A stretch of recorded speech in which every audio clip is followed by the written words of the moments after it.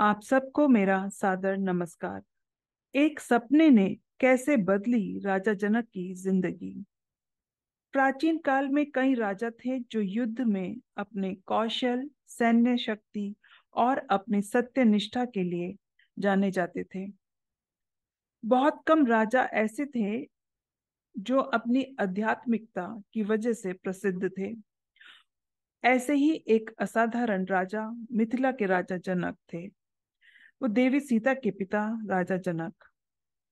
वो अपने युवावस्था से ही उत्कट साधक थे।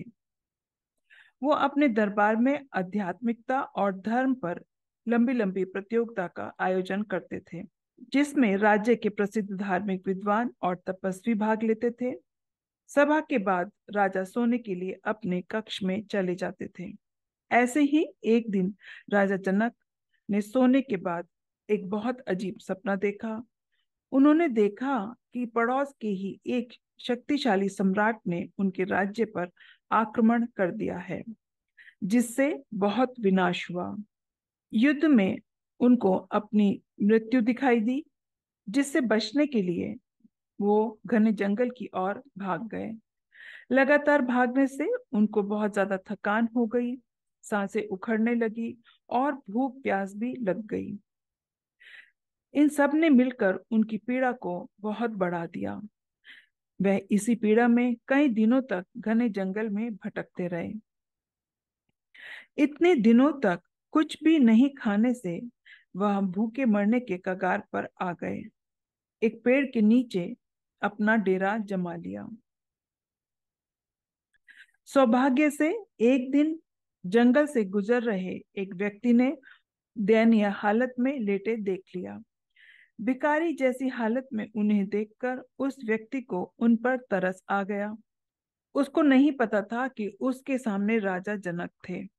उसने राजा जनक को रोटी का टुकड़ा दिया। भूख के मारे मरणासन हुए जनक के लिए रोटी का टुकड़ा एक पुनर्जीवन से कहीं अधिक था। उन्होंने आदमी को मन से धन्यवाद दिया और तुरंत उठकर बैठ गए। वह भूख से व्याकुल पेट में रोटी का टुकड़ा डालने को हाथ मुंह की ओर ले गए, पर यह क्या!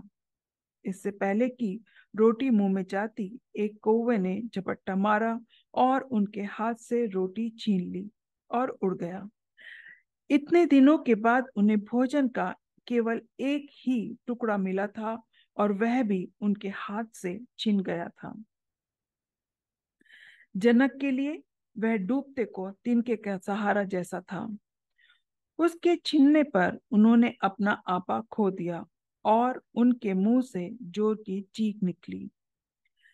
चीख के साथ ही पसीने से भीगे हुए जनक चौंक कर उठे।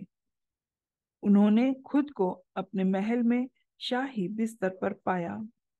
क्षण भर के लिए सपने से स्तब्ध जनक को जब वस्तु स्थिति का भान हुआ, तो उनके आध्यात्मिक मन से स्थिति का विश्लेषण शुरू किया। अपने भयानक सपने पर विचार करते हुए उन्होंने सोचा, सपना देखते समय मैं वास्तव में बिस्तर में गहरी नींद में था, लेकिन मेरा दिमाग जंगल में खो गया था। जंगल में भागते समय मैं निश्चित रूप से अपनी जान बचाने के लिए ही भाग रहा था। कौवे ने भी सचमुच ही झपट्टा मारा और मेरी रोटी छीन कर ले गया, और इसमें भी कोई शक नहीं है कि मैं जोर से चिल्लाया था। पर सवाल ये है कि मैं वास्तव में उस समय क्या कर रहा था। क्या मैं अपने बिस्तर पर गहरी नींद में सो रहा था, या मैं युद्ध में हार कर जंगल में भटक रहा था? दोनों में से कौन सी स्थिति वास्तविक थी? कोई शक नहीं कि उनका सवाल वाजिब था, लेकिन बहुत सोचने पर भी जवाब उनके हाथ नहीं लगा। राजा जनक उसी क्षण से इस प्रश्न का उत्तर खोजने के लिए बहुत ही व्याकुल थे। इस व्याकुलता में वह राज्य, परिवार और अन्य सभी चीजों के प्रति अपनी जिम्मेदारियों को भूल गए। सत्य की खोज में जनक ने कई सभाएं बुलाई और उत्तर देने के लिए दूर दूर के विद्वानों को भी आमंत्रित किया। लेकिन कोई फायदा नहीं हुआ। उनकी बेचैनी और चिंता उनके परिवार और मंत्री परिषद सहित उनके आसपास के सभी लोगों के लिए एक गंभीर चिंता का विषय बन गई। उनकी हालत ठीक करने के लिए कई चिकित्सकों को बुलाया गया, लेकिन सब प्रयास व्यर्थ गए। उस समय के प्रतिष्ठित धार्मिक विद्वान भी जनक के प्रश्न का संतोषजनक उत्तर नहीं दे सके। जनक के सवाल की खबर दूर दूर तक फैल गई। जल्दी ही उस समय के सबसे बुद्धिमान ऋषि अष्टावक्र के पास भी वह खबर पहुंची। वह तुरंत जनक से मिलने के लिए निकल पड़े। जैसे ही ऋषि दरबार में उपस्थित हुए, राजा ने अपना प्रश्न रखा। अष्टावक्र मुस्कुराए और कोमल शांत स्वर में बोले, महाराज, युद्ध में आपकी हार और सपने में जंगल में भटकना वास्तविकता नहीं थी, और आपके शाही कक्ष में आपकी उपस्थिति भी वास्तविक नहीं थी। राजा जनक ऐसा विचित्र उत्तर सुनकर हतप्रभ रह गए, क्योंकि जिन विद्वानों से उन्होंने पहले परामर्श किया था, उन्होंने घोषित किया था कि पहली स्थिति वास्तविकता थी, जबकि अन्य ने राय दी थी कि दूसरी स्थिति वास्तविक थी। लेकिन यहाँ ऋषि अष्टावक्र थे जो ये दावा कर रहे थे कि दोनों में से कोई भी अवस्था वास्तविक नहीं थी। हालांकि यह देखते हुए कि जनक इतने दिनों तक इतनी भ्रमित अवस्था में रहे, अष्टावक्र के उत्तर पर उनकी घबराहट कम से कम उनकी सतर्कता और तीव्र बुद्धि का संकेत थी। उनके चेहरे पर हैरानी का भाव देखकर ऋषि अष्टावक्र ने अपनी पिछली टिप्पणी को विस्तार से बताया।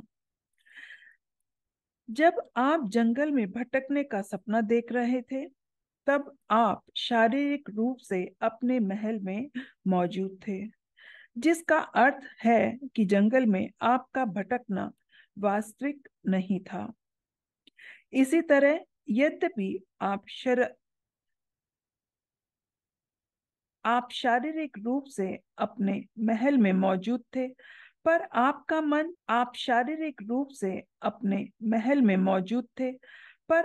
मन जंगल में भटक रहा था। इसलिए कक्ष में भी आपकी उपस्थिति वास्तविक नहीं थी। अष्टावक्र के स्पष्टीकरण से सहमत होने के बाद राजा जनक की जिज्ञासा और भी बढ़ गई। उन्होंने ऋषि से पूछा, यदि दोनों में से कोई भी अवस्था वास्तविक नहीं थी, तो वास्तविकता क्या है? महर्षि अष्टावक्र ने जनक की आंखों में गहरे झांकते हुए उत्तर दिया, वास्तविकता क्या है? तुम्हारे भीतर का साक्षी है वास्तविकता। वह जो इन दोनों अवस्थाओं को होते हुए देख रहा था, वह जो देख रहा था कि तुम अपने बिस्तर पर थे और सपना देख रहे थे, वह जो भी देख रहा था कि तुम जंगल में भटक रहे हो, वह साक्षी ही वास्तविकता है। महर्षि अष्टावक्र का ज्ञानवर्धक उत्तर राजा जनक पर वज्र की तरह गिरा। उन्होंने महसूस किया कि उन्हें जीवन में एक नई दिशा मिल गई है। अब उन्हें हर कीमत पर अपने भीतर के साक्षी को पाना है।